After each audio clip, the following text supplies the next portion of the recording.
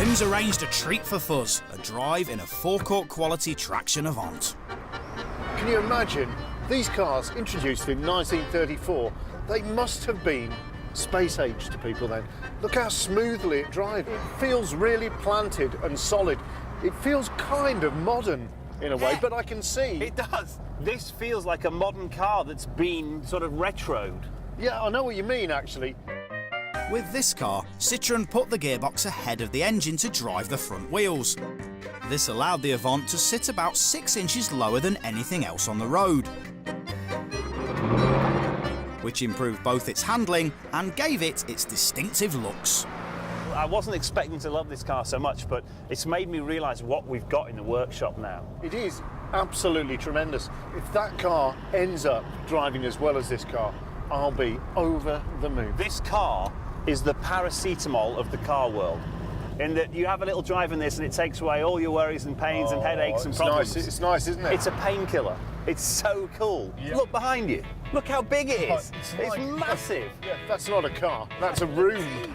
The traction Avant very much helped pioneer the family motor as we now know it. It had superior cornering and ride thanks to the independent suspension, and also set new standards for safety with its rigid single shell body. In an era where most other cars were built on a chassis, Citroen conceived a test to prove that the pioneering single shell body was safe by driving first a bog standard chassis car, then a traction Avant off a cliff. The monocoque fared a lot better. People were convinced, and almost all cars nowadays are built in the same way. Try and pick a fault in this car. Try and find something that's not cool about this car and hasn't been well thought through. The passenger.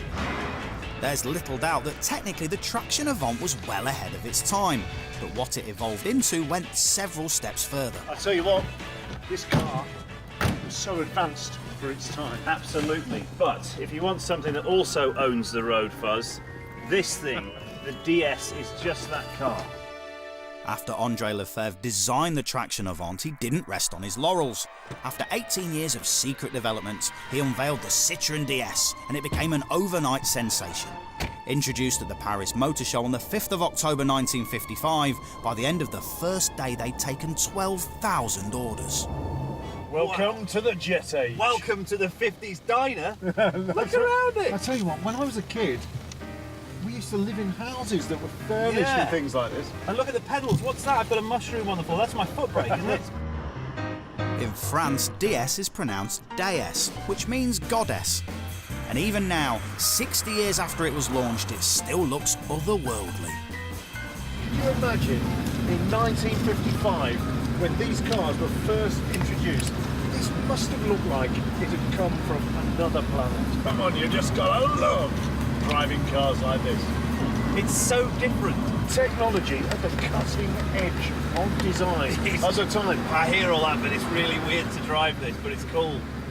J'adore cette voiture! That means I love this car in French, and I've never said that about a French car before, so that's a big deal to me. With its hydro pneumatic suspension and tracking headlights, the DS, like the traction Avant before it, only cemented Citroen's reputation as automotive visionaries. This is a massive statement.